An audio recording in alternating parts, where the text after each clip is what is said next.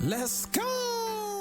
Cool kids step to the front. Cool kids. Too sweet sign for the click. Bitch, you don't work there. Feel like I need a shower just looking Gotta at get you. right. Like, what the fuck does that mean?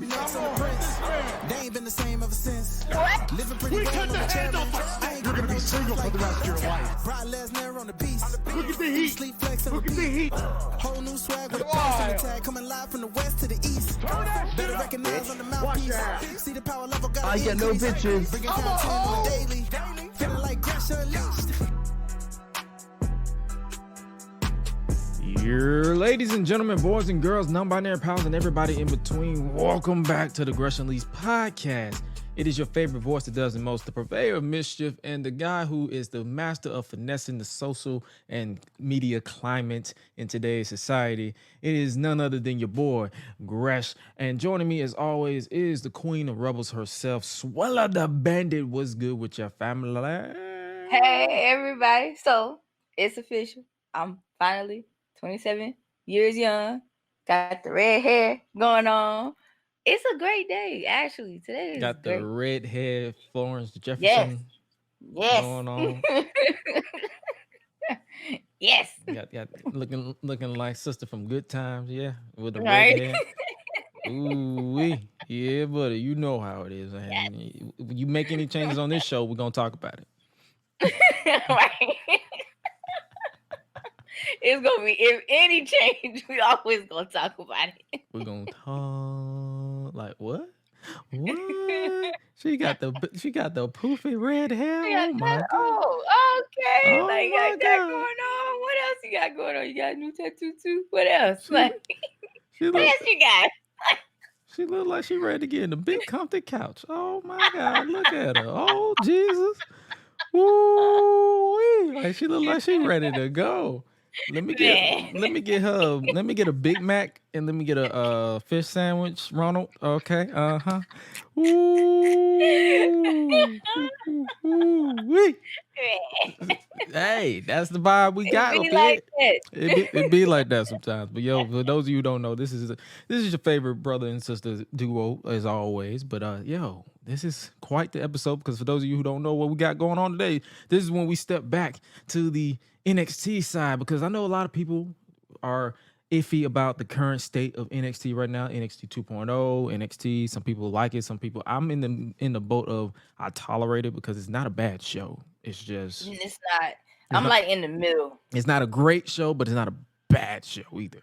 But we're going to step into our time machine once again because the headline for this episode of the Gresh and Suela podcast at the Unleashed table is none other than the August 21st, 2013 edition of WWE NXT, which saw the ongoing rivalry between Sami Zayn and the guy who, before he lost his first name, Antonio Cesaro, battle it out in a best 2 out of 3 falls on NXT.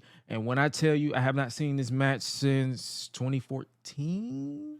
It's been a while. It's been a minute. Like I've seen clips of it on Twitter from here and there. Like when people either are thirsting for engagement and want that engagement, or some people genuinely want the reaction or throwback because they enjoy this match. And to be honest with you, there's a lot of gems on this episode that I did not expect because it was 2013.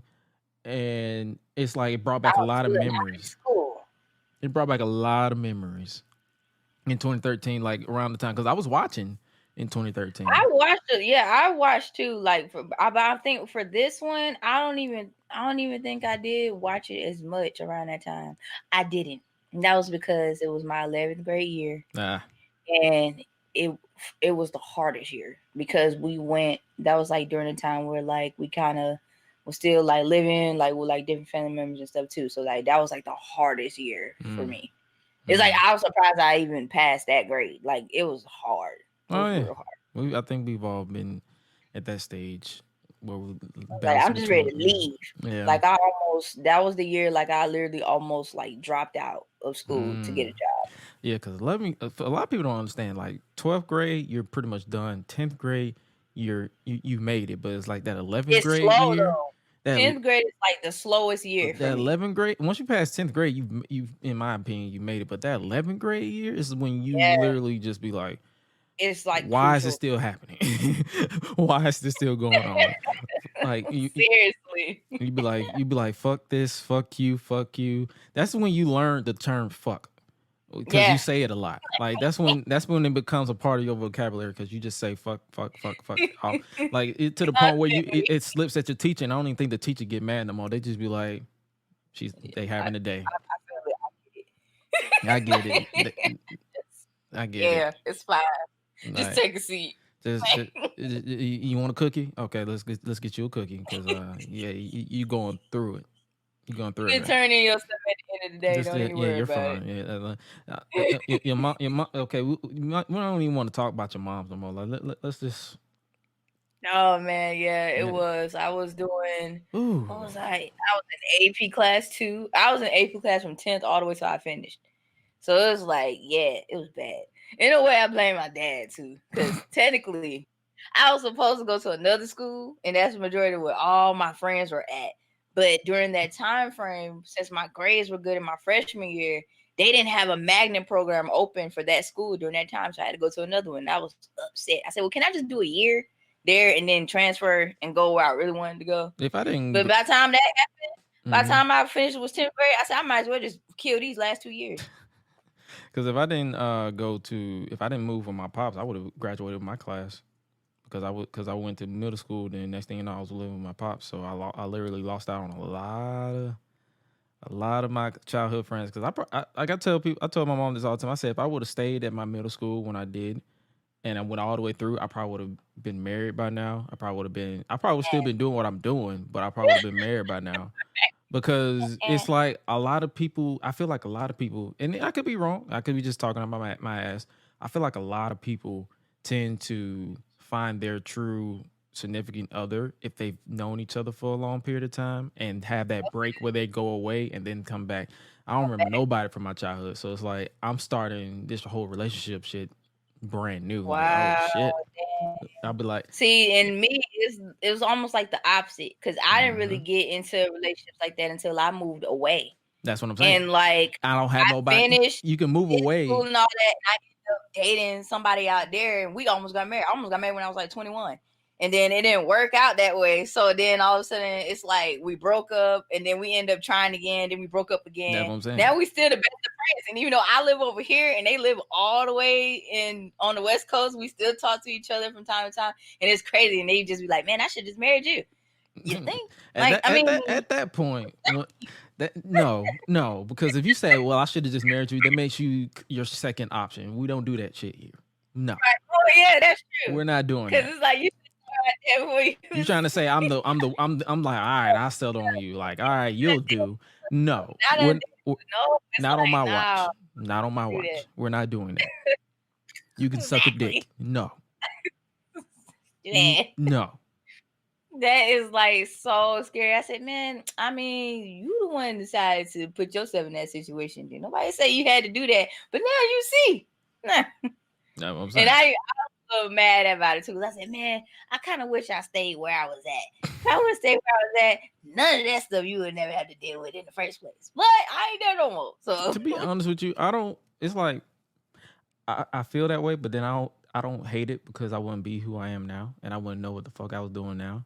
So I kind of I have those moments where I be like, man, I wish I would have did this or this would have happened.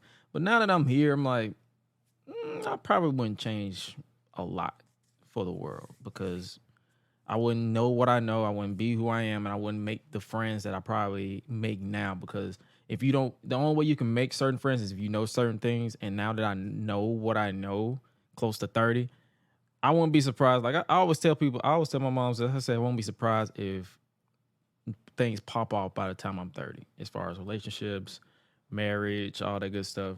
And sometimes, and that's what I'm saying. That's why I be trying to tell people too, like just relax. And speaking of telling people stuff, it's time for a few house notes for the Gresh and Suela podcast, excluding the live show reviews.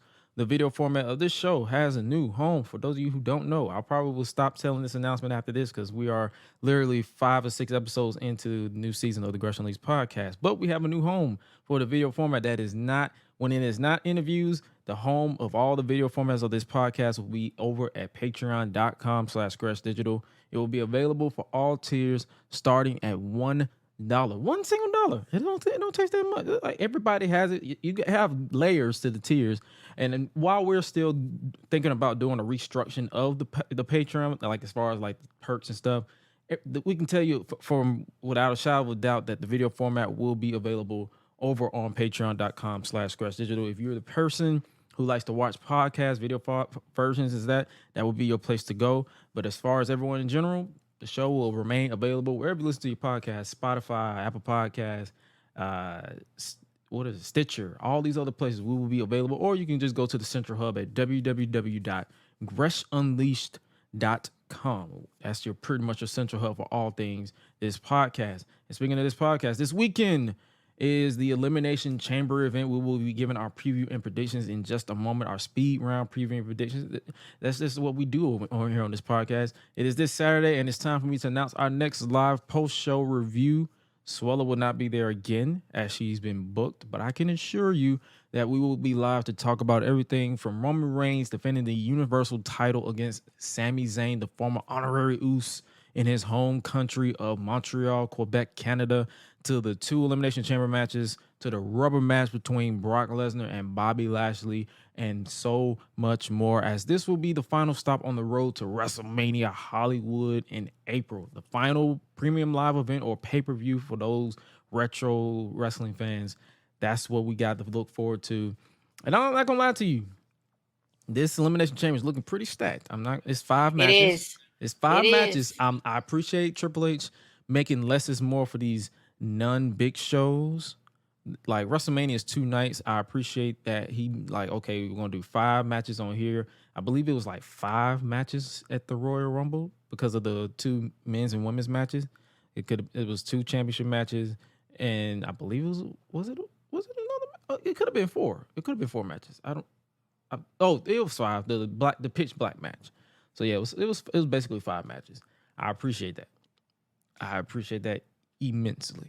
But speaking of the Elimination Chamber, we're finna give our preview and predictions for the Elimination Chamber event, which will be taking place this Saturday, February 18th on Peacock the Cock, or WWE Network internationally. Is at 8 p.m. Eastern Standard Time. Like I said, 5 matches. We're going to start off with the biggest match, which is the undisputed WWE Universal Heavyweight Championship, where Roman Reigns defends the championship against the former honorary Uso, Sami Zayn. Suela, you first. Who is your pick? Because I know that's your boy. Is. So who's your pick? That's my pick. Your boy Roman? Okay. Yes. So we both picking Roman because it's like, and I'm gonna be honest with you, the reason why we say we're gonna both pick Roman is like Suela that's her boy, but I'm pretty sure she understands story. The story for me is like, this is a good story. Sami Zayn is red hot. He is. It's like they literally had that segment on Raw. I was in North Carolina when I was watching it, so I was watching with my boy. Shout out Tyler El Guapo. He stopped by the hotel and we was chopping it up. But we watched this segment, and my reaction was this entire promo, because they had a promo between Sami and Cody where they was basically hyping each other up. Like, okay, you can do, like Sami was like, can I do it? Can I do it? And Cody was like, yes, you can. But can you believe that you can do it? So they was hyping each other up. It was, if you haven't seen the promo, I'm pretty sure Suela was a busy bee, so if she hasn't seen it, she'll check it out. You can check it out on YouTube. That thing was great. I said it was brilliant, and I quote Tyler El Guapo said, "That's my fucking guy." So love that. But what made me laugh though, I caught in a way the highlight, but I also caught Roman's TikTok. Oh, because he kind of saw that and he was just like, "You need a pep rally to hype you up." I was like, "Yes." Who told this man how to use TikTok? Who told this man how to use TikTok? Because this man is literally making memes. Probably with the kids. He making memes. Maybe. Oh, was it JoJo? It's probably JoJo. And it's working out perfectly. I bust out laughing. This dude is a meme machine. Because every single TikTok he's put out so far, it has been great. No mishaps, no craziness going on so far. It's actually pretty great. They don't let this man on TikTok. Oh, it's a rap. It is a fucking rap. I saw the first one. I was like, "Oh dang, I gotta get it back now." and I end up getting mine back. It is a fucking wrap. Oh my god. Oh my god. But yeah, I enjoyed that. Like I think it's like I enjoy this road to WrestleMania because it has you thinking like, what would they do? Like it doesn't feel like they're being lazy with it. And Cody continues to kill the online rumor that the crowd is going to turn on Cody. Every time that man comes out, he gets one of the biggest pops of the show. Same with Sami Zayn. So it's like that narrative, just because you want to hate him, don't mean you speak for a majority. People need on Twitter, Instagram. I'm not really too indulged in TikTok wrestling. Wrestle talk is what they call it, because I literally be scrolling and scrolling and scrolling, and I'll be looking at other stuff. But people need to understand that social media is a small niche of wrestling fans. Mm-hmm. No one's gonna turn on nobody. Now, if the match fucking sucks, that's another thing. But I can tell you this right now: Cody and Roman will cook. If they decide to go with a triple threat, because I think Cody did an interview, he was like, I don't mind if it's a triple threat. I just want to go to, I already won. Like Cody is one of the workers. He know how to work in the business. Just like Jeff Jarrett.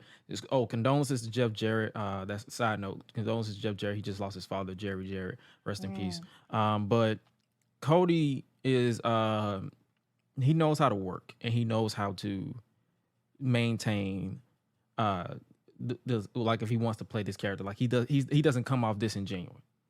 So that's why we always say Cody is the only person who can say he's from Atlanta, not Theory.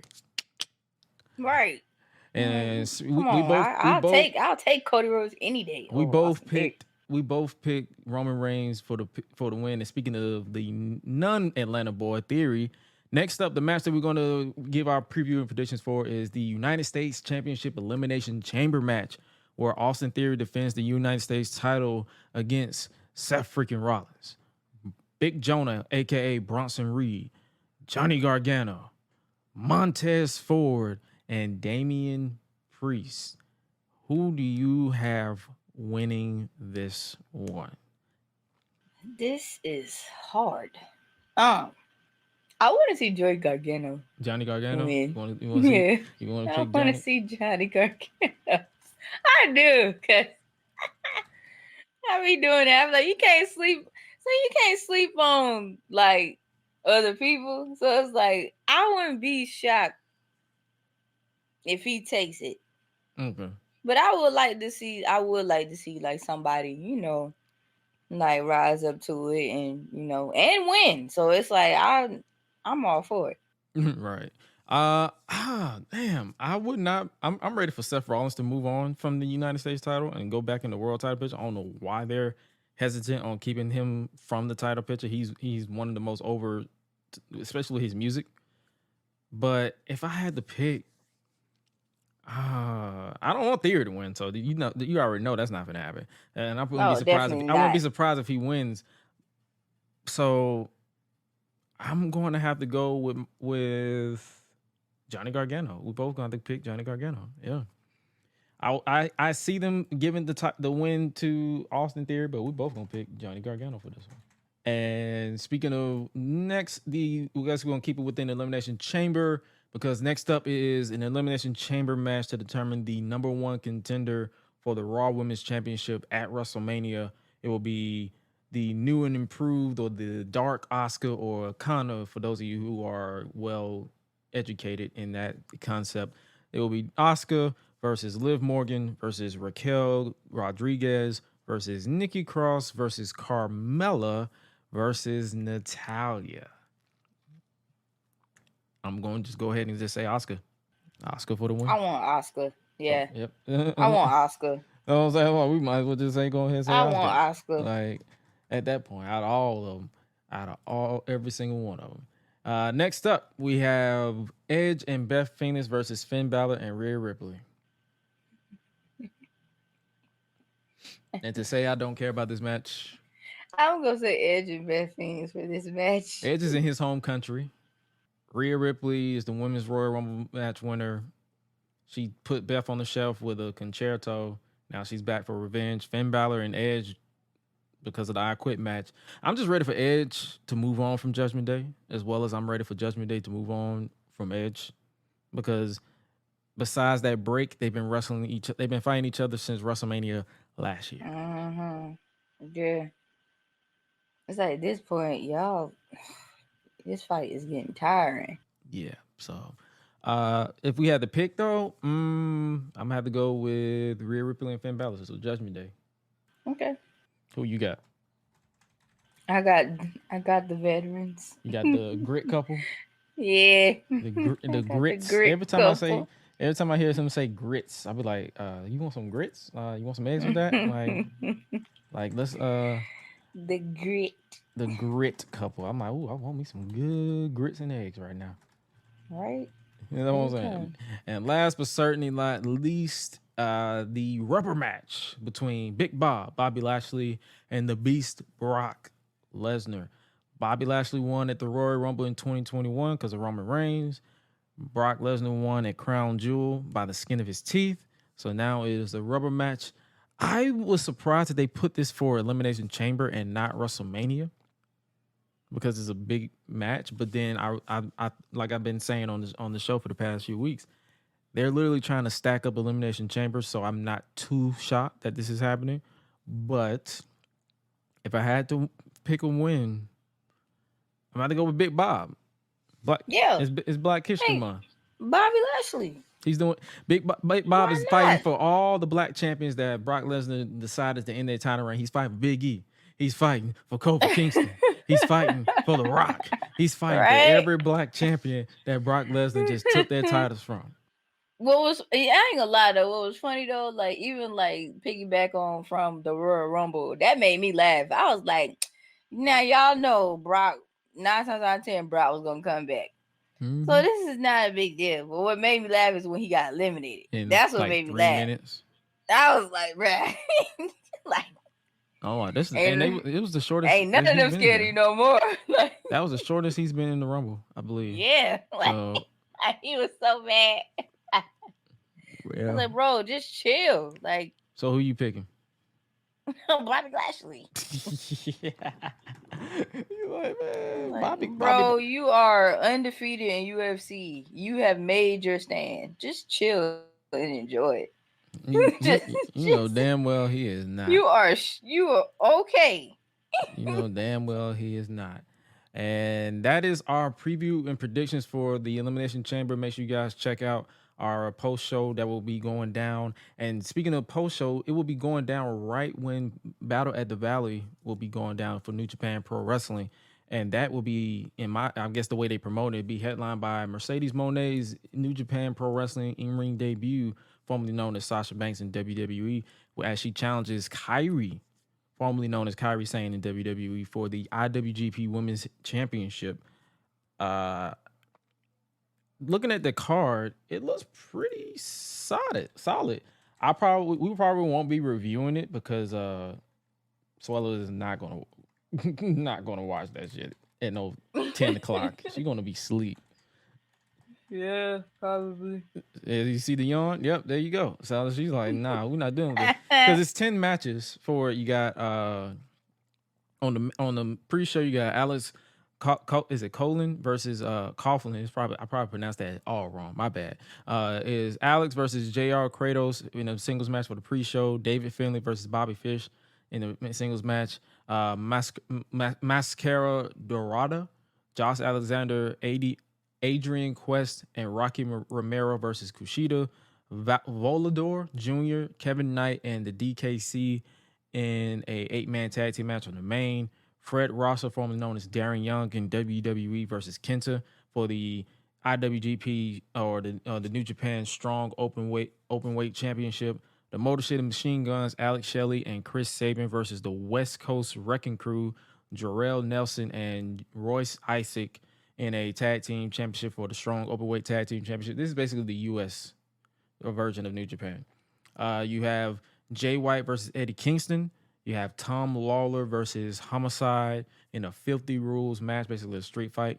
You have Zack Sabre Jr. versus Clark Connors for the New Japan World Television Championship. You have Kairi versus Mercedes Moné. in a singles match for the IWGP Women's World Championship, and then I'm pretty sure there's gonna be either the main event or the co-main event. It'll be Kazuchika Okada versus Hiroshi Tanahashi for the IWGP World Heavyweight Championship. It goes down at 10 p.m. Eastern Standard Time. I thought it was gonna be like a 3 a.m. thing. Fortunately, I'm wrong.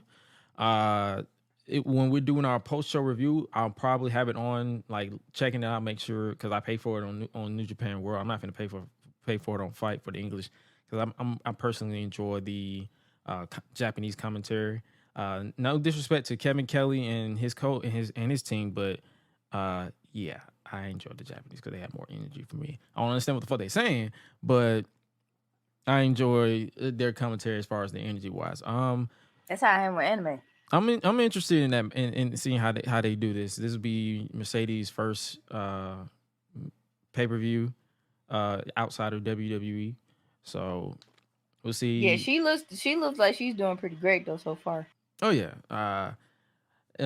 Mixed review for her debut aside, I'm pretty sure once that bell rings, she's gonna be all game. So and Kyrie is no slouch either. So let's hope the women kill it. But yep, that's all we got for that. And before we move on to our review, have you been keeping up with the WWE 2K23 news and stuff? I heard the soundtrack was actually not bad. Yeah, speaking of soundtrack, for those of you who don't know, the WWE 2K23 track list includes Metallica, Sad But True. Is it Bizarre Rap and Quavo? So. Is that how you pronounce it? It's a music sessions volume 52. Doja Cat's Vegas. Luciano's SUVs. Red Hot Chili Peppers Can't Stop. Joyner Lucas and Lil Baby. Raymond and OJ. Hardy, the guy who was at the Royal Rumble, his song Jack. Bullet for My Valentine's, No More Tears to Cry. Is it Davey featuring Omar Cortez, Dame Lou, Let Down, Shipwreck, Idols, Grounds, and Post Malone featuring Ozzy Osbourne and Travis Scott, Take What You Want. I actually put out a TikTok where I was like, TikTok/shorts where I was like, you know how when we had WWE 2K19 where the first song you heard was Blow My Mind from AWOL Nation Passion. I said we're gonna replace that with Doja Cat's Vegas. Like that's gonna be the song that's gonna be stuck in everybody's head because that's a song that is catchy as hell. Like I don't listen to Doja Cat often. I don't listen to a lot of artists often. I'm more so an old school head as far as like with I listen to your Michael Jacksons, your Princes, your Isley Brothers. I listen to all these other cats. And I dabble in the new school like Migos, Quavo, rest in peace, Takeoff. I listen to all these modern rappers and it's like it's either hit or miss for me from modern times. That's just me. That's just my personal taste. But here in Vegas with Doja Cat, I'm like, that's gonna be the new one. Have you ever listened to Red Hot Chili Peppers? Yeah, I mean, I had to set up. What's your favorite song? I had to set up with them before, but that's the thing. Like, I'll just listen to some of their stuff. I don't even have a favorite song. Yeah. Not yet, anyway. So out of this list, do you have anybody that you listen to often? Well, of course, there's Doja. Okay. What's your favorite song for her? But one of my Woman is one. Okay. But I do like one of the songs from her, one of the old albums that she did. It was called Purr. Okay. And the one I like is Beautiful. I like that song. That's the first song I heard first. And I was like, oh. And then I heard the whole album and I was like, I actually like this album. Like, so I'll play it like every now and then. Okay. Like, I was shocked that I'm like, John Cena listening to Doja Cat? Yeah. I was like, what? Because he was the executive producer, for those of you who don't know. I'm like, Doja? All right. But if you haven't already, make sure you guys check out like the TikTok that I did reacting to it. I basically did my own weird shit with it. But yeah, I got called dancing to Vegas. So it is what it is. But yeah, listen, I'm not mad at this. Like I put out a tweet because you know how I do. I said, not bad. You know, you had your mixed reactions. People like it's trash. They're going to replace it certain songs with because you have the option to turn this music off and replace it with interest music. No. And people didn't really bother to check my bottom tweet because I did that. I said not bad, but then I looked at the bottom tweet. I said it's still gonna be off day one. I turned the whole playlist off. I just turned all menu music down. I'm like, yeah. So y'all having a bitch fit about the playlist.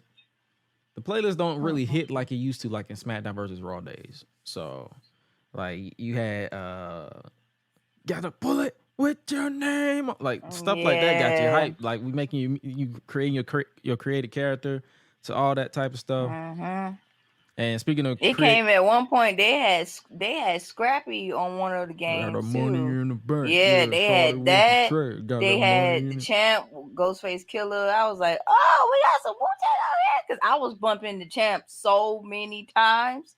Like to this day, like that's still one of my favorite songs. I saw that on Spotify. Shout out to Steven on Twitter, one of the cats that I follow. He was like, they need to start doing like a poll with the community. Be like, okay, what music you think we should put on the playlist, on the soundtrack, and then whoever got the most votes obviously wins. Because I ain't gonna lie to you, a lot of this music I turn off or I turn off, and when I listen to it, I'm like, oh, this is ass.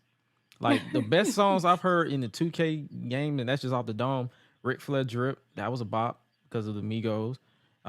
Wu-Tang was on last year's in 2K22.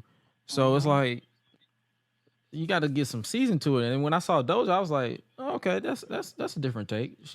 And I listen to all music. That's the thing. When you're an engineer, you listen to pretty much every form and style of music out there. So we're good on that. And then obviously this week, for those of you who don't know, WWE 2K23, they have the roster reveals, like over 100 people. We got some new people from NXT. You got Carmelo Hayes, Braun Breaker. You got the Creed brothers, Cora Jade, Roxanne Perez, Johnny Gargano. It was a riff where they thought he wasn't available, but he is available. It's pretty much the same people as last year. A lot of people were missing, like your Keith Lees and your Swerves, because they're no longer in the company. But it's a pretty solid roster. I'm gonna recreate the Hulk Hogan attack video soon as I get it, because fuck Terry every day. Then we had obviously the Ruthless Aggression pack, because this is a John Cena focused showcase. So you got the Brock Lesnar 01, the Prototype, Randy Orton 02, and the Leviathan, which is the development version of Batista. Yeah, Bad Bunny is the pre-order bonus, and we still don't even know the DLC. But this is the most. I can tell you, this is the most women I've seen on this roster in the WWE games. Period. I believe it's 40. I believe it's 45 women. Oh wow! So, and most of them are modern. So that's why I was like, wow, I was shocked. But hey, kudos to them for finally finding that perfect balance, because it's some fans out there that wants the women. So it's like just follow them too. Also, War Games, because I don't think we talked about 2K on since all this news been dropping, because it drops in less than 30 days. So, okay. It drops next month, literally. So we have War Games on there. Obviously, Universe Mode and all that stuff. Pretty much an updated My GM and all that good stuff. And for those of you who don't know, if it comes to it, me and Swallow probably will do some stuff for YouTube as well as Highlight, because I believe Highlight has he's working on getting a PS4, and we might stream more. The Free Appeal Boys are going to be streaming more on Twitch. So make sure you guys keep it locked on there. Anything? Are you keen on checking out 2K? I don't mind this year. I'm talking about, like, are you keen? Like, are you if you once you look at all this stuff, are you interested in it? Yeah, I am, for honestly. I do want to. I kind of want to check it out. Okay. I just don't. I just hope it just don't be a disappointment. Oh, it's not 2K20. That's all. So like, we're good. It's not 2K20, so we're good on that. And and then I understood why a lot of people skip 2K22 is because it was the reboot, and you never really get the reboot because they're still trying to figure stuff out. Whereas 2K23, it's basically 2K22, but with better upgrades and more match types. So that's basically, I see why people get it. People know me, I get it for the content. And I already made the illusion that this might end up being my last year anyway, like covering 2K23 as far as like on the channel. Because as I venture to other things, it's still gonna be wrestling. I'm still gonna cover wrestling because I got a whole podcast. But as far as like playing the games, if nothing pops off, I mean, if it pops off, it pops off. Because there's a niche audience that wants 2K content, WWE 2K content. So we'll see how this year go. But I'm putting it where if nothing pops off, I'm just moving on. But I'm interested. I'm intrigued.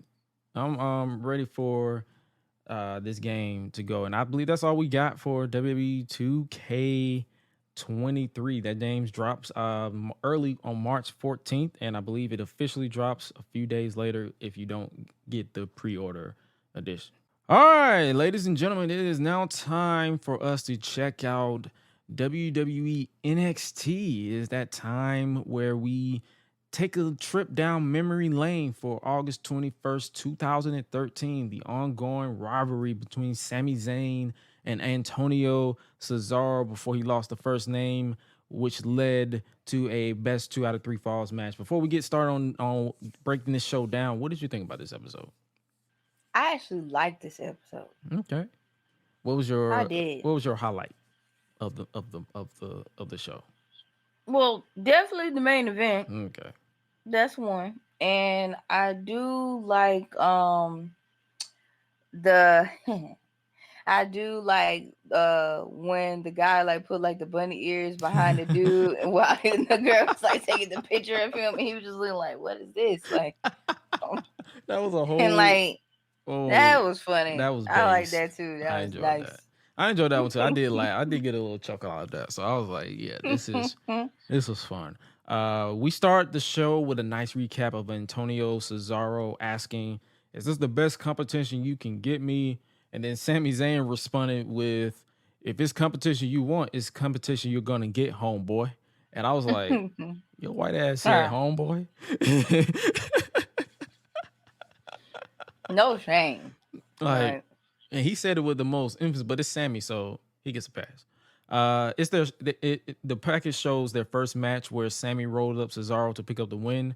Cesaro says that all he got was a cheap win and demanded that he meet him in the ring again before slapping him in the most precise face. He was like, I think the reason why Cesaro or Claudio slapped like that because he wore those tight ass shirts, so he don't really have no room to slap. So he just like no room to move the arm. Give him that. And no room. After that slap to the face, Cesaro picked up the win in their second match, which led to Sami challenging him to a best 2 out of 3 falls. And then we get the cold open to the show. And I wrote down, seeing all these guys and ladies back then to where they are now is insane. Because you had Bo Dallas as NXT champion. Now he's Uncle Howdy. You had Big E. He still had his last name. You had the Wyatt family. You had Xavier Woods solo. You had Leo Kruger. I don't know if you know who Leo Kruger is. Have you heard of Adam Rose?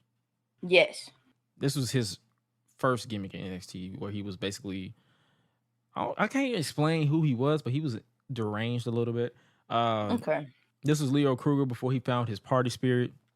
Paige, Summer Rae, all these other people. I definitely saw Summer Rae. I was like, I'm like, wow.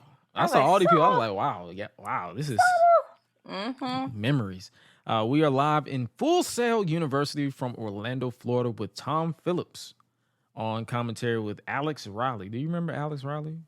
Yeah, I remember Alex Riley. Say it to my face. Yeah.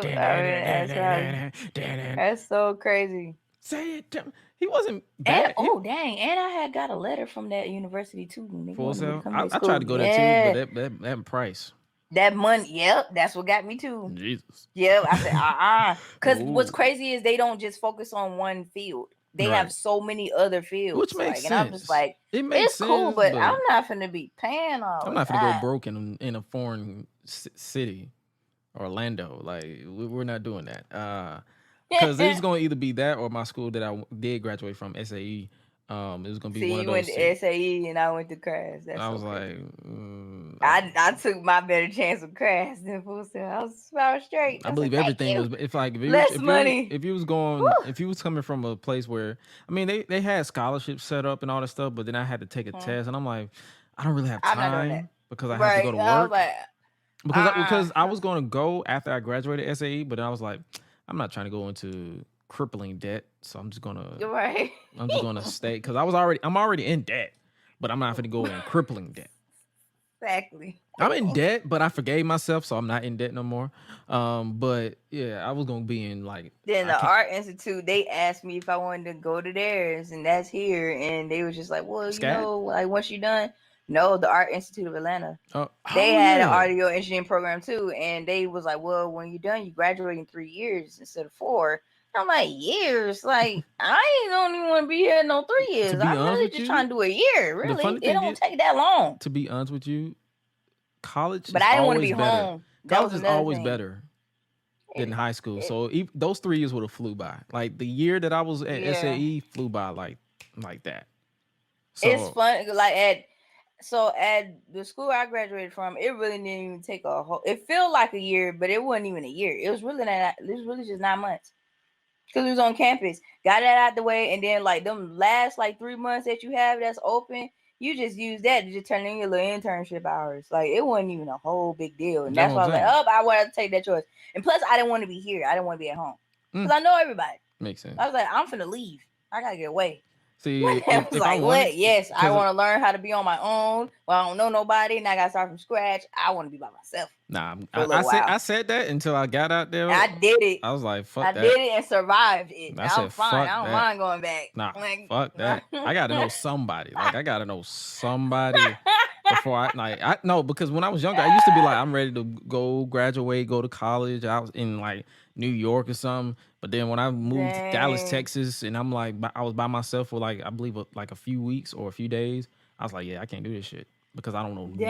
Seriously? Because I was out there for a few months, but when I was by myself for a few days, where it was like I didn't know nobody, and where I was living, nobody spoke English.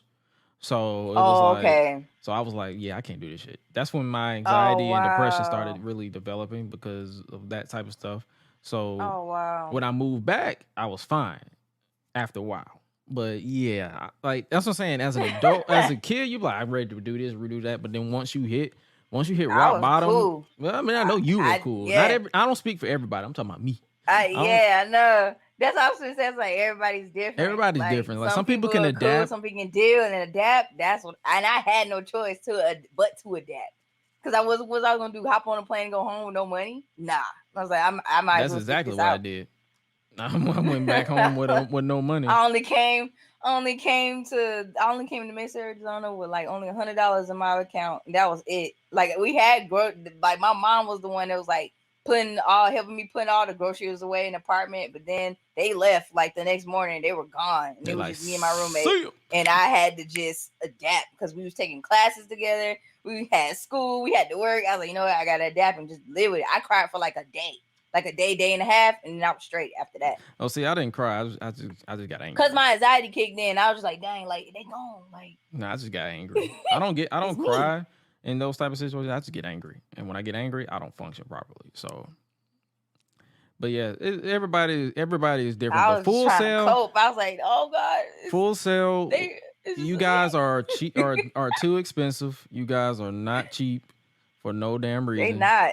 I get it though, but at the same time, fuck your prices. With all due disrespect, it's like great school, but I can't do that. Like, yeah, no, fuck. But and speaking of great school, they did their thing with because I believe when WWE's like contract at the time, they had a lot of students who went to Full Sail helping with the production. So that was that. Speaking of this production, we kick off the show with a Divas Championship match. Out first is the challenger, who is none other than Bayley. Yeah. With the most generic, bubbly music way before her. There ain't no stopping us now. Let's celebrate on the floor. I'm on ready to go. And giving out the hugs.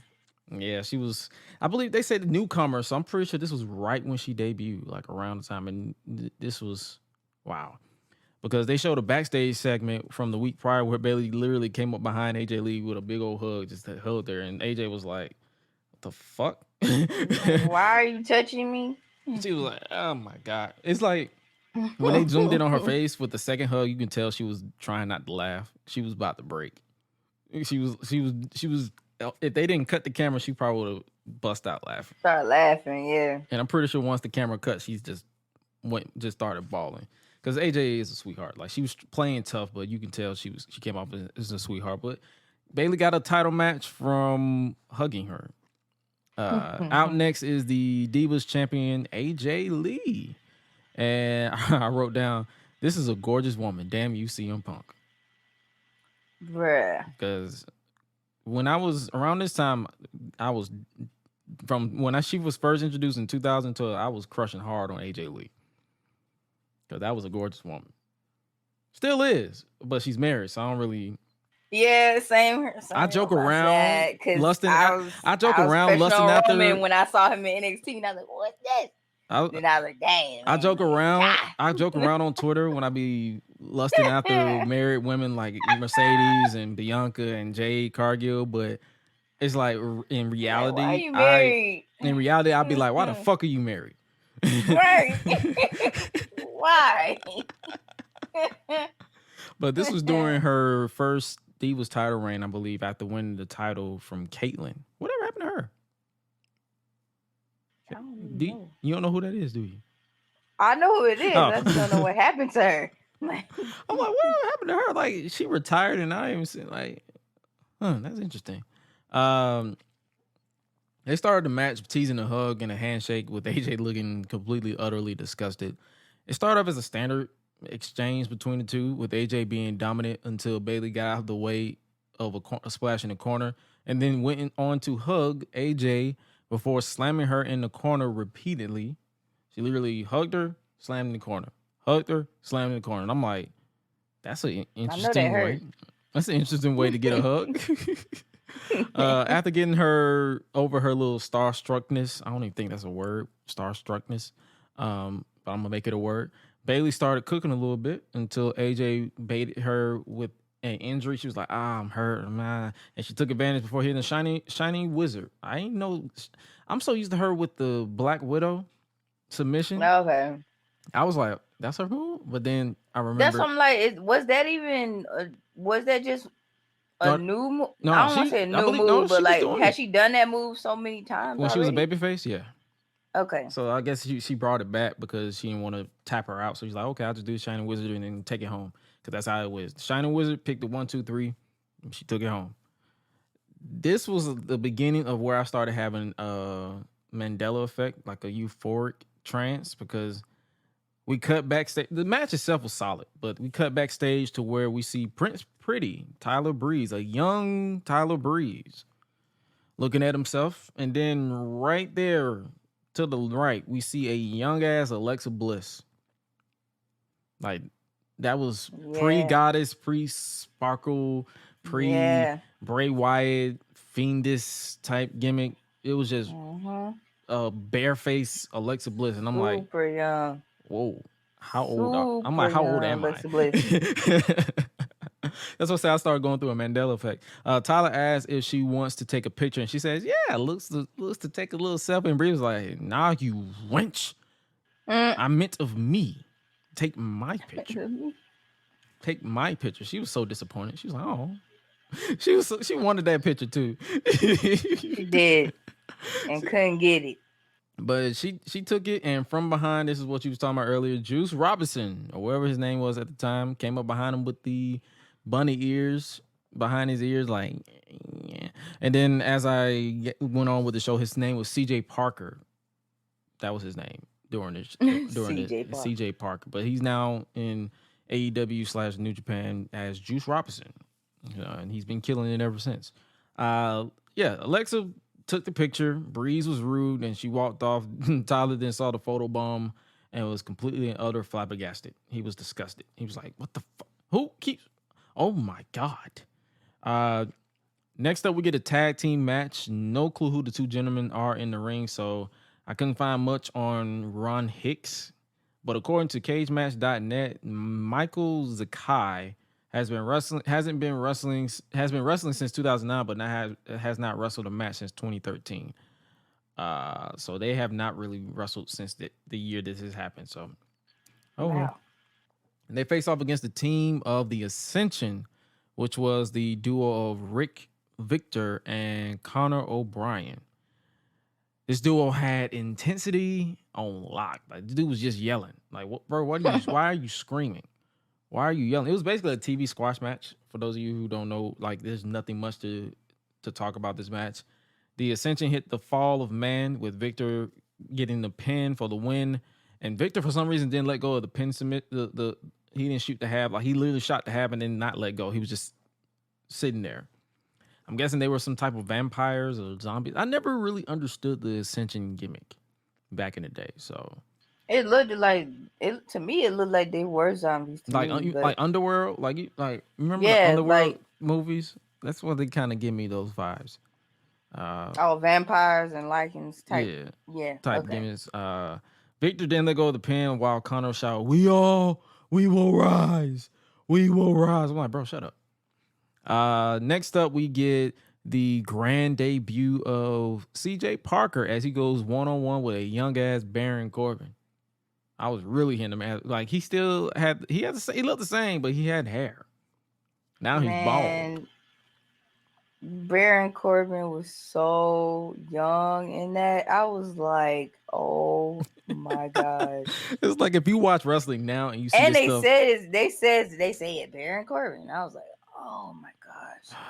Wow. Parker came out with a unique entrance. He was basically a hipster type character. He was basically off of every drug possible. It was a nice little slugfest when the bell rung between these two. Before Parker hit Corbin with the same move that he broke Kevin Owens' nose with a few years later. That one time at one of the NXT takeovers. And then he hit a DDT type move. The actual name of the move is slipping my mind, to pick up the win over Corbin. It was literally a showcase type of show outside of the main event. After the match, Renee Young, another young person, she was looking young too, asked the question of where has he been? I'm guessing this wasn't his debut. It's like and then he said, yo, Renee, where have I been? I think the question is, where haven't I been? Man. Bro was gassed out of his mind. They call me a hippie, but I'm just a guy that's going with the flow and having a little fun. And this was around the time where photobombing was new to our social vocabulary, because she just kept saying photobomb. And I'm like, oh my God, this was right when it became a thing. Now we don't really say it as much, but back then, oh my God, whoever came up with the term photobomb should be slapped, because the way people kept saying it back then. He said, "Bum is a hash word. It's a harsh word. I don't know why I said hash. I'm thinking about some hash browns. I'm hungry. Bum, that's a harsh word. I call it photo loving." And then Tyler Breeze came out with more generic ass music and showed the picture of the two of them. He's kind of angry about the photo bomb, where he stumbled a little bit on his words, but he recovered. And CJ was just saying anything. I don't even know what he was saying. We're just having a little fun. Chillax, hot baby. What? What did you just say to me? The fuck did you just say? What? You're like, what did you just say to me? How you go from that to okay? And then Breeze called him a Lenny Kravitz wannabe. Yeah, that was funny. I mean, I wouldn't want to be him. I was like, man, out of all the other people you could say, you chose that. Like, yeah. See, you chose him. Me personally, everybody. Me personally, I don't want to be him, but I want to be with his daughter, High Key, a little bit, because she fine. Like, after seeing her in Batman, talking about Zoe. After seeing Batman, I'm like, that's a fine woman right there. I ain't gonna lie to her. She get it from her mom, man. Oh, she get it from her mom. Denise, she get it from Lisa, buddy. Fuck Bill Cosby, but Denise, she get it from Lisa. Denise. Yep. Bro. That was a gorgeous woman. Like, yeah. I see reruns of Cosby Show every single chance I get. But when Denise was on screen, I'm like, yes. Yes. And now with her daughter on screen, yes. Yes. That My is a Lord. she. She's beautiful though. Shit. That's all. Buddy. Buddy. Buddy. CJT's punching him in the face, but Breeze ducked out of the ring and was mad. He targeted his face and told him to stay out of his pictures. This is a funny little segment. Anything, this and the photo bombing, one of the highlights as far as comedy wise. That I enjoyed that. We get a nice promo package for Dolph Ziggler's appearance for this episode. At this point, he's been Intercontinental, United States, and a 2-time World Heavyweight Champion, and Mr. Money in the Bank. Next up, we get the entrance of Alexander Rusev, another young whippersnapper. And I wrote, what was this guy wearing? He came out with a piece of wood with Ziggler's name on it, and he did his full outfit, image and man. broke it. I'm like, his trunks look like he skinned someone's brown leather love seat. Like, it looked like you just hit him with a what are those type of gimmick. Man. Dolph Ziggler came out next to a nice pop from the fans in attendance. Rusev came out the gate with his hands up the entire time. I'm like, hands up, don't shoot. I don't know what was going on with that. We got a filling out process between the two competitors here. Rusev was trying to attack Ziggler, but Ziggler was playing games until shit got real because Rusev literally ate a drop kick and bounced back like nothing happened and started just putting knees to the ribs.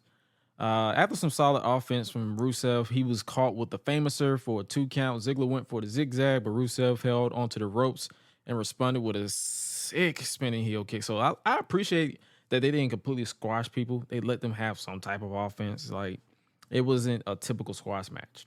Rusev went to the top for some reason with his big ass and went for a splash, and there was no water in the pool as he missed, and Ziggler connected with a zigzag to pick up the win. I enjoyed this match too. I enjoyed it. Like, it wasn't too long and it wasn't too short. It was showing them what Rusev can do. Fortunately, Rusev changed his attire because I don't know what the fuck that attire. He looked like an overgrown tree. he just looked leatherish. Like the whole fit was just like, bro, what are we doing here? I don't know, man. Then it's time for our main event. Like, this show literally went by quick. Now it's time for our main event. It's 2 out of 3. And Sami came out with some generic ass music as well, but it was whatever the name of the song was. But he was pretty much, I believe this was around the time he just made his debut too. So this was literally their first year in NXT with Sami and Bayley and Miro or Rusev. So many baby faces, like legit baby faces, not baby faces and characters like. They were young as hell. Antonio Cesaro came out next with the Dean Malenko remix, because if you've ever listened to Dean Malenko in the Attitude Era, his song was what this song was. Oh,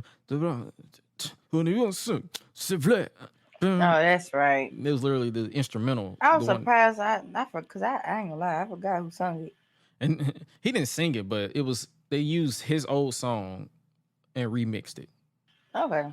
And then we got the We the People graphics. So he was in a tag team with Jake Hager at the time. This is the match I've been looking forward to the entire time. Like, the stuff was good. This wasn't a boring episode, but this is what I was looking for. And then Zayn didn't even waste any time as he hit the Tope Suicida right out of the gate on Cesaro and had him rocked in the corner with Zayn waiting for the referee to ring the bell, and which he did. And Zayn hit the haluva kick on Cesaro, followed by a roll-up to pick up the first fall instantly. I was like, oh, y'all, you cooking right out of the gate. The second fall started with Zayn maintaining control, sending Cesaro into the steel steps, and had him reeling the entire time until Cesaro used his strength in his favor. And this was the part of the match where I barely took notes because I was just so zoned in. I was just enjoying the hell out of this match. I was like, yo, this is some heat. Sami countered a gut wrench suplex into a schoolboy so effortlessly. It was crazy. Like, he went from, like, Cesaro was literally walking with a grown ass man in a gut wrench, and he was about to hit him with a suplex until he literally like slipped out in a way that I've never even seen done before and haven't seen really done since into a schoolboy. And he was about to pick up the win, but he kicked out. Loved it. Zayn was going like it's like so much was going on with this. Like when he countered it, Cesaro knew about Zayn's quickness the entire match and used his power every single time to stop him dead in his tracks. Zayn was going for the haluva kick again, but Cesaro stopped him with a chin lock, which he picked up. Like he literally picked this man up with a chin lock and started swinging him around. And I'm like, and this dude was looking jacked as hell. So it's like, bro, you about to choke this man out. Cesaro held it in, and Zayn tapped out because he was literally about to choke this man out. Now the match is tied at 1-1. Zayn is a brilliant storyteller. I got to give Sami Zayn his credit. He is a brilliant storyteller because his eyes, like he didn't say anything, but his eyes was like, damn, how do I beat this man? How do I fight? Like he was literally struggling to get to his feet. And the referee had to check on him. So they was literally telling a mini story right there. Zayn motioned like, I'm good, even though you can clearly see he was not. And Cesaro took advantage right out of the gate. Like he was determined to get the third and final fall with a European uppercut in the corner. I love his uppercuts. It's like Claudio has a way, and I love his uppercuts. Cesaro hit the suplex from the apron spot, like where he deadlifts them from the apron into the ring, and Sami Zayn sold that like his arm was broke. I'm like, bro, is this man's arm broke? And he was fine. But it's like the little things that Sami does. Zayn kept kicking out, and Cesaro was getting angry every single time. For a moment, Zayn took advantage of that anger with a attempt to do an inside cradle pin, but Cesaro powered out before he can do it. They then had another nice exchange before Zayn connected with the haluva kick for a very close second two count. They then did the sickest sunset flip powerbomb for like it literally like Sami got height on this thing. He went for he like whoop whoop whoop bam. He got that, and then it was literally a very close to. It's like I knew the outcome because I've seen this match before, and I still bit it. Like I thought I'm like, oh, he's about to win. He's about to win. Zayn then hit the spinning DDT through the rope turnbuckle spot. That got a pop out of me. That got a massive pop out from the crowd as well. Cesaro was a millisecond away from getting counted out, but he broke the count at 9.5. Like the referee was literally about to say 10, and he's like, yeah. Zayn then looked for the spinning DDT again, but the power of Cesaro was too much, and he hit he literally walked around with a grown ass man like a trophy and hit a massive uppercut before hitting the neutralizer to pick up the win to score the 2-1 lead. And all I could write down was, wow, I can watch these two work forever. What did you think about this match? I actually did enjoy this match. So it's like even from just beginning to end, like the dynamic and just how they like fed off of each other. Like I like that too. And then it's like, then you have like the interaction like from the crowd where it's like, okay, like the crowd they enjoying this just as much as we are. So it's like, you got to keep that going. So yeah, I know we always give our praise to their NXT Arrival match that they had, but this one for a weekly NXT, it's another gem that people need to check out. Especially if they let Sami and Roman kick and cook on Saturday for the Elimination Chamber. That's gonna be wow. This is a match that I'm like, this was an unintentional match because when I picked this episode, I was like, 2 out of 3 falls. I ain't seen this match in a minute. There you go. And then it just so happened to be the week that Sami challenges for the Undisputed Universal Championship. So I'm like, this match was insane. We got a match of the year chant from the crowd. They were like, match of the year. As Cesaro celebrated over a fallen Sami Zayn, looking jacked as ever. And that was NXT. Literally, that was it. Overall, the match itself, the matches were solid, didn't drag, it wasn't too quick. And the main event was just as good as I remember it. But that concludes your NXT review from August 21st, 2013.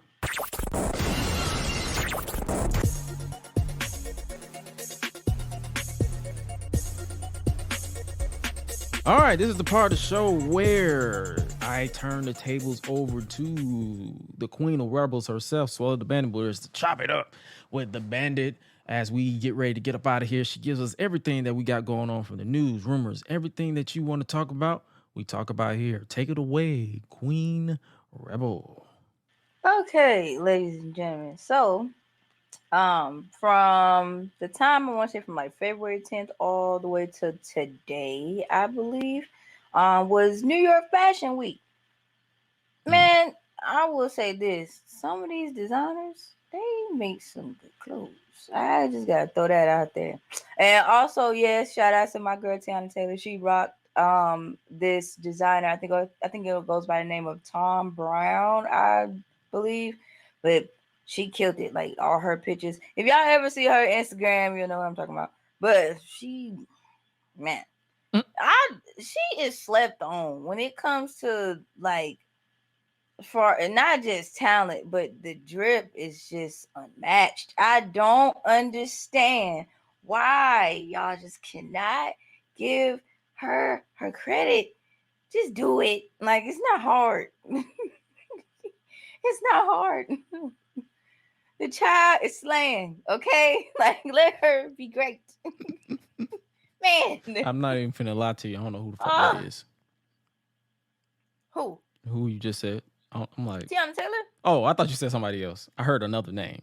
No, I was saying the designer whose clothes. I didn't know who the designer was. I was like, Fashion Week. That's who I was. Oh no, like he's awesome too. By the way. But yeah, he made some cool clothes. But yeah, like give this girl her credit, please. Anyway, but other than that, she's doing like exceptionally well. Also, Creed 3 comes out March 3rd, which is next month. Funny thing is, I still haven't seen the second one. Okay. I need to check it out. Yeah, dude. I don't mind spoilers, so you're fine on that. Okay. But yeah, I definitely am excited for this one too. So I just hope it's good. I mean, isn't old dude in it? Who's been cooking ever since Lovecraft Country? Lovecraft, yes. What's his name again? He's in there. Jonathan Majors? Yeah. I think so. Is it Jason Majors or Jonathan Majors? I don't want to say his name wrong. I think it's Jonathan Majors. I believe it is. I could be wrong. Yeah. I believe Majors. Jonathan Majors. Is it? It probably is. Let's see. Jonathan Majors. Yes, Jonathan Majors. Yeah. Yeah, he's been cooking. But, yeah. Dude was in the movie Devotion in 2022. He got Creed 3. He got Ant-Man and the Wasp that's coming out Friday. Quantum. Coming out tomorrow. So he's been. And he had The Harder They Fall with Idris Elba, so that was pretty good. So you already know we all cheering for Kane to pick up the win for Black History Month in 8 Man. So right. Just saying, Kane the Conqueror is about to win. Right. And whoop that ass.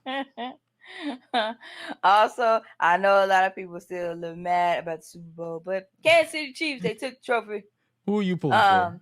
I was pulling for the Eagles. I really was. I was too. I was like, go Birds. Congratulations to the Kelsey boys, though, for real, honestly, because they mom, I like her. She's like the best mom ever with her little split jacket. Like them boys, they played. So I didn't watch the game at the crib. I was actually in North Carolina, Wilmington, with the fellas over because we was operating the show, and when we had it set up, like we finished setting up because we always finished our setup early. So we basically turned our setup into Super Bowl party. They just ordered some food and we watched the game on the big screen. And halftime show was good though. Oh, the halftime show was brilliant. We're gonna give our praise to the right people there, but that game, the first half was cooking. Like I'm not into football like that, but I was like, yo, this is some and heat. I ain't gonna lie, I wanted Philly to take the cake, but I'm like, this was some heat. And then we got to the halftime show. Yeah. Our girl Rihanna. And she started off with, bitch, better have my money. Came out too. Like it's. Let me tell you something. ASAP Rocky was cheering. Scratch that. Nobody's business. It's Rihanna featuring baby number 2. Right. Cause she was pregnant as fuck. Yeah, like somebody was like, "Wait, is Rihanna pregnant again?" Yo, I was And like I was that. like, "Yeah, she I was is." like that too. Cause Like, soon as they started off with a headshot, she was looking like Princess Azula from Avatar when she looked up and started smirking. And then they zoomed out, and the first thing she did was rub her belly. I'm like, oh, she pregnant again. And that's all people was talking about, like on Twitter. They was vibing, but it was like, is you hiding a baby from us? Yes, like trying, Well, you trying, but to it's hide, like, but yeah, everybody knows. Like, we know now. And then what cracked me up is how people was like, "Oh man, we ain't never getting the album." Y'all acting like she can't record the album from her house. Right. Like people, what do you think it takes to record an album?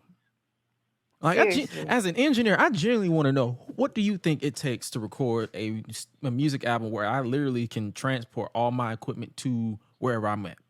Right. I can literally sing a song in my car. She can literally sing a song in her car. You know, actually, that'd be an awesome challenge. I always wanted to create an album. I never did create one. Hey, you could do it. But that's what I'm saying. Like that notion about, oh, she ain't gonna never have a baby, bro. It's Rihanna. It's Rihanna. I'm pretty sure she got music in the vault that she's probably gonna drop. She already got businesses. Okay. Because I'm pretty sure it was a whole debate, like, because Rihanna didn't get paid for this. She basically, that's what they said. Yeah, they said she didn't get paid for they it. never pay. NFL never pays the talent. They pay for the production. Right.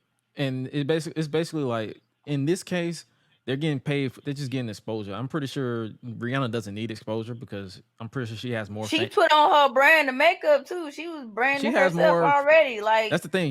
As I was going to say, she has more fans than people who watch the Super Bowl, so she's fine. And she's a billionaire. She did that really because she wanted to get back in the groove of a concert. Let's just be real. So right. But I enjoyed it. Jay-Z showed up. Jay-Z was there. Tiana Taylor was there. They was there, but they wasn't involved. Let's not confuse people. But they was there. I would say that. They was there. They weren't involved, but they was there. Floyd Mayweather was there. King James.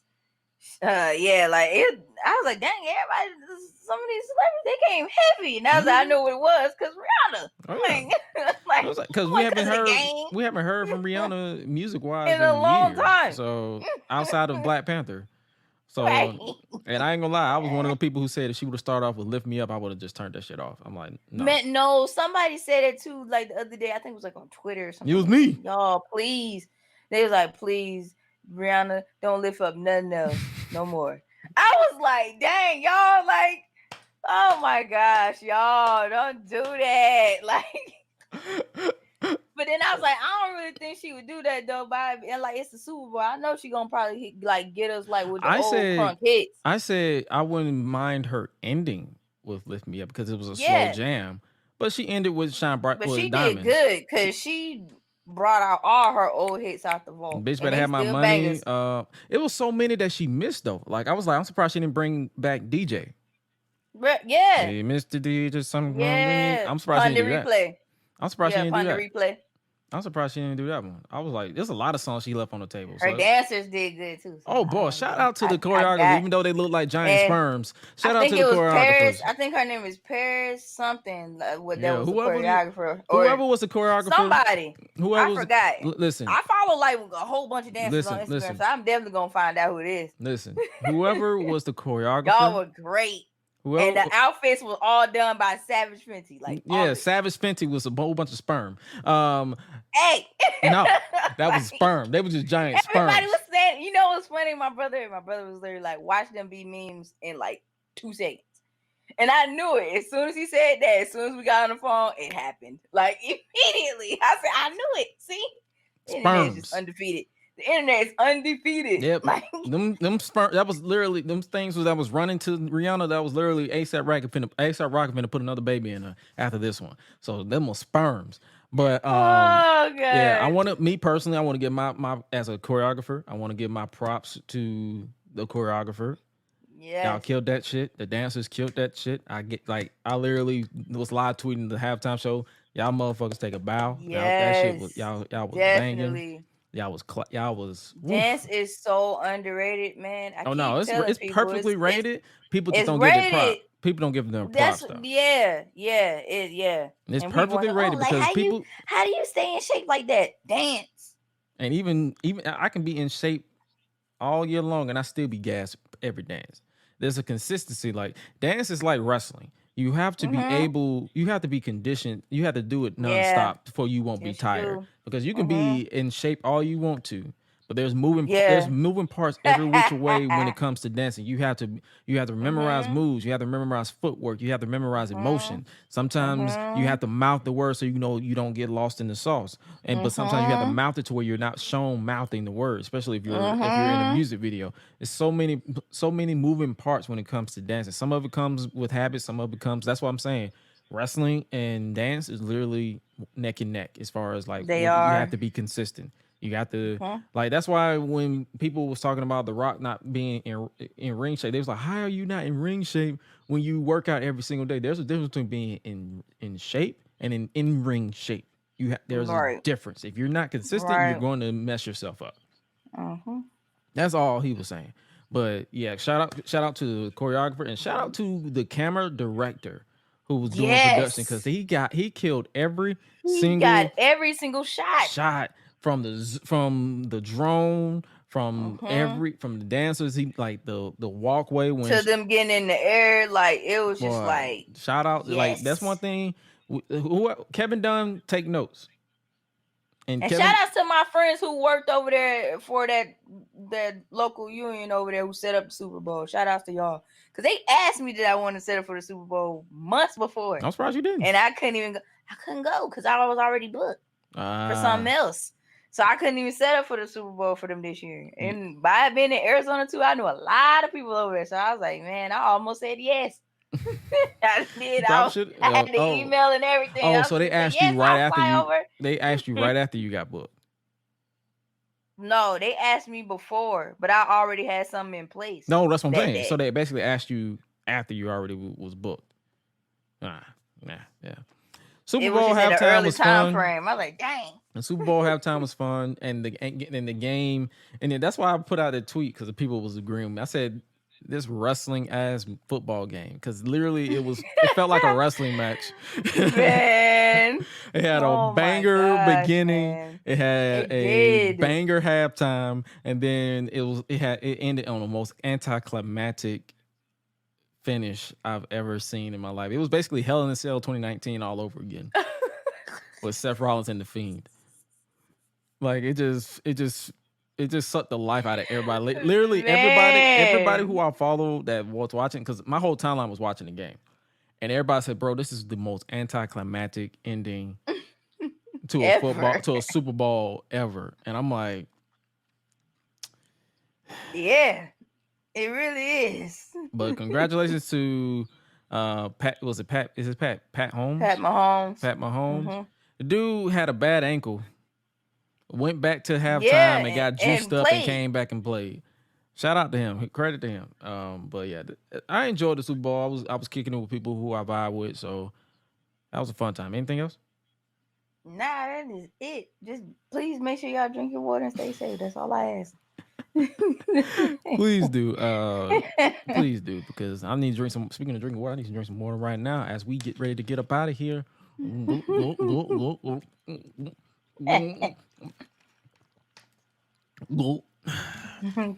with that being said, you guys make sure you guys tune in to our Elimination Chamber post show, because I believe Highlight will be pulling up and pulling through. So we got you covered to talk everything Elimination Chamber. Sami Zayn, Roman Reigns, 2 Elimination Chamber matches, Brock, Bobby 3. So much to talk about. We're going to talk about it on Saturday after the show, and we might, and like I said, we might talk a little bit about Battle at the Valley, because we're going to be live right when the show kicks off. So we'll try to get that done and get through. Hope it's not a long show for Elimination Chamber. And with that being said, make sure you guys follow us on social media at Gresh Unleashed, as well as myself at Josh Gresham RRG on Twitter, Instagram, TikTok, YouTube at It's Gresh. Make sure you follow Suela at Suela the Bandit 3 on Twitter, as well as Rebel Bandit, I believe, on Instagram. Said it right. If you can't find those links, make sure you just check out solo.to/Suela, as well as solo.to/as Gresh as well. And make sure you guys give us a rating. I finally was able to change our category for Spotify to wrestling.